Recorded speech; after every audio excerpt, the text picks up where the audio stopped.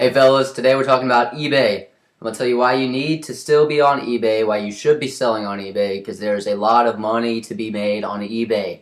I know they got a new director and they have fees or whatever and stupid rules now, but you can still make a ton of money on eBay. Okay? I mean, it's like you have a commercial broadcast to the world. You don't have to worry about getting targeted traffic to a place where you're going to sell your crap. It's eBay. Everyone goes there. They get thousands of views a day, okay? You need to be on eBay. Now, I'm sure a lot of you sell stuff around your house, some random junk, and that's all fine and dandy until you run out of stuff, okay? That's when, if you want to actually make a profitable eBay business, you're going to have to do, buying and reselling, You gotta have to go buy stuff. It's called an initial investment, and if you're scared of that, leave. It's not gonna be a big investment, but I mean, give me some.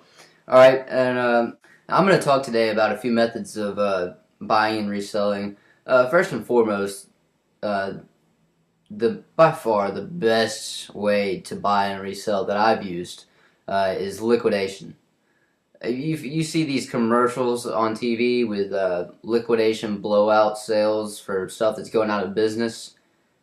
You got to take advantage of that stuff. You got to go to those places and find these crazy deals. You can get stuff for like 60 to 80% off. And if you get something for 80% off, let's cover this real quick. Okay, let's say there's a stereo that retails for $100, and you get it for 80% off. You buy it for 20 bucks. You go on eBay and you list it for half price.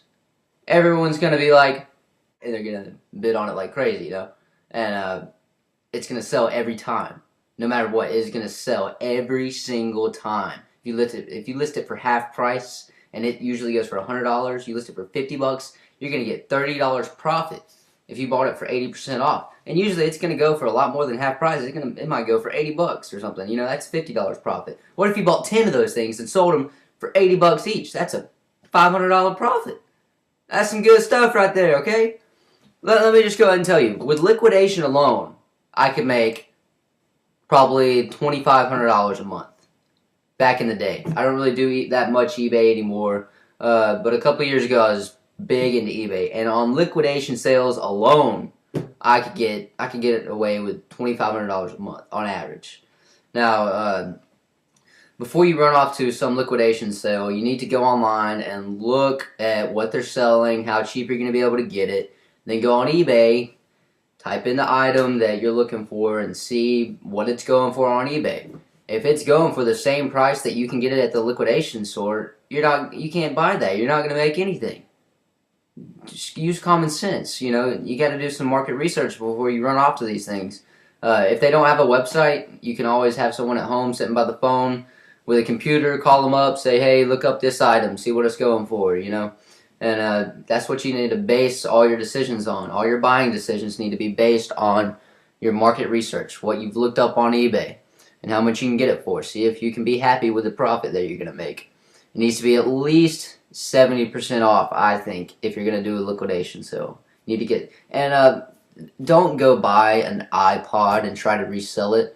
That is so stupid. Whatever you do, don't sell mainstream items. Don't sell iPods and guitars and laptops. You know why? Because half the world is selling those things.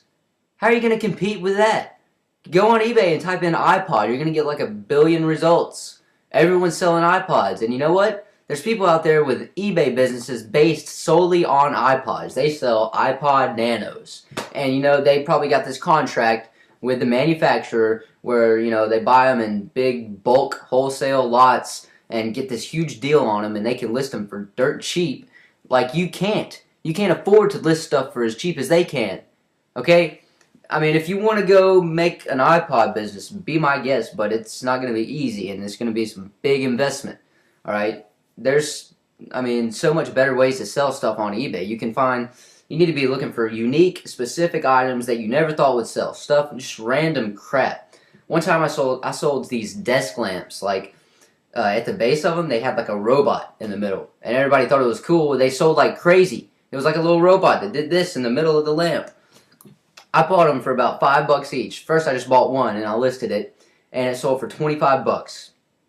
I went back to that online place and I bought 100 of those things and made a killing. I mean, I made a ton of money off of those things. I mean, it was crazy. I mean, that's the kind of stuff you got to find. You got to realize that you're always hunting for stuff. If you have an eBay business, you don't just have a steady job. You're always got to be looking for stuff. Unique crap to sell. And I know a lot of people have trouble thinking of stuff to sell. They're like, oh, I don't know of anything unique. Well, here's what I like to do. Take all the stuff that you originally thought you would be selling, like the junk around your house. You might have a guitar or something you're going to sell. Just take all that and throw it out of your head, okay? Forget about it. Now think of all the stuff that you never thought would sell. Just random stuff. Like look around in the room that you're in and just look at random stuff that you thought would never sell. Like a light bulb, or I don't know, a stool with cherries on it, or a shower curtain with machine guns on it or something. I don't know. Weird stuff that's unique and specific. You can even do collectibles. Those are really good to sell. If you can get them for a good price. Now, the second method of buying and reselling I want to talk about is drop shipping. Drop shipping, a lot of people fail with it because they don't know what they're doing. But let me tell you, it can be a luxury if you do it right. It is a time saver and a money saver, but most people can't do it. I'm just going to tell you that right now because they make one simple mistake. They go to these huge, popular, reputable drop shippers and they start buying their stuff to drop ship. And then they go look on eBay and they see that their stuff is selling for the same price they just bought it for. You know why that's not going to work? Because the whole world is buying from that drop shipper and they're already selling stuff on eBay. They beat you to it. You can't go to these well-known drop shippers and expect to make any money. Alright? You got to find these things that are like no one knows about. Go find some drop shippers that no one knows about. You might say, well, how am I going to do that? Go to Google, type in a product plus drop shipper, go to like the 1000th page of results, and look for stuff that's in the dark, stuff that no one's ever heard about. If you can't do that, you can always call up a company that has really good deals and ask if they'll drop ship for you. Say there's like an importer. Importers are a good place to get some cheap stuff, Contact one of those guys. Say, hey, I sell stuff on eBay. Would you be willing to drop ship for me?